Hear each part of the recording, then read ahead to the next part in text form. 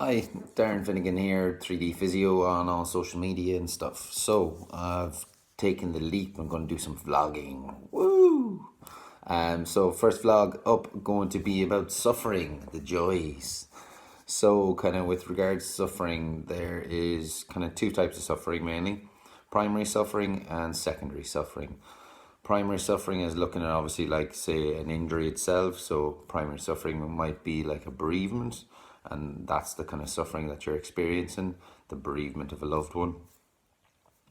Secondary suffering is the follow-on effects from that primary suffering. So in terms of the bereavement, from that side of things, you may obviously miss someone or kind of an injury. So if you had a primary suffering being a knee sprain, a ligament strain, what might happen is that you stop exercising, you stop kind of socializing with your friends playing football, you stop kind of socializing altogether because you withdraw yourself from the football situation.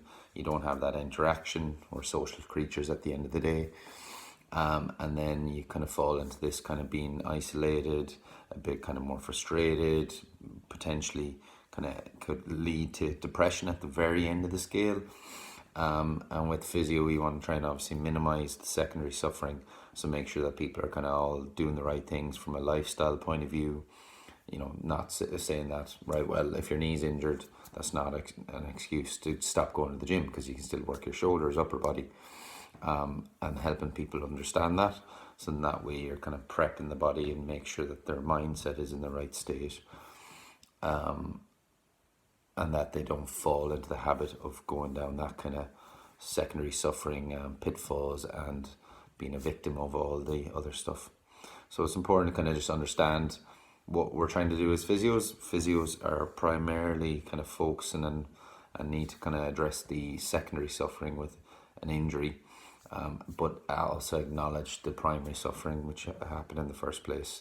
So that might be kind of in terms of, from a psychology standpoint, look at it as if someone comes in, they've had a bereavement, that's their primary suffering. Coping strategy wise, they developed OCD, cleaning behaviors, habits, to try and cope with the psychological stuff that they're going through from the bereavement.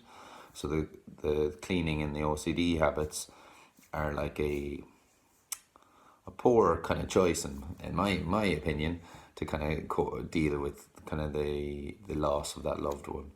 So kind of what that happens then is, because they're doing that, they will go and go down the secondary suffering road of, because they're obsessed with cleaning their house, then they become socially isolated.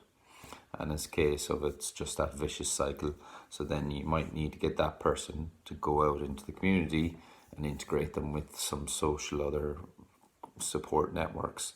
So in that way you can minimize their secondary suffering until they feel ready to deal with the psychological loss of that loved one by counseling or psychology, or traditionally they end up in physio first of all with potentially an overuse injury from their obsession with cleaning. So that's the majority of the vlog type stuff I'm going to be doing. Check it out if you like it. If you have any requests, just kind of drop a line. Yeah, peace out.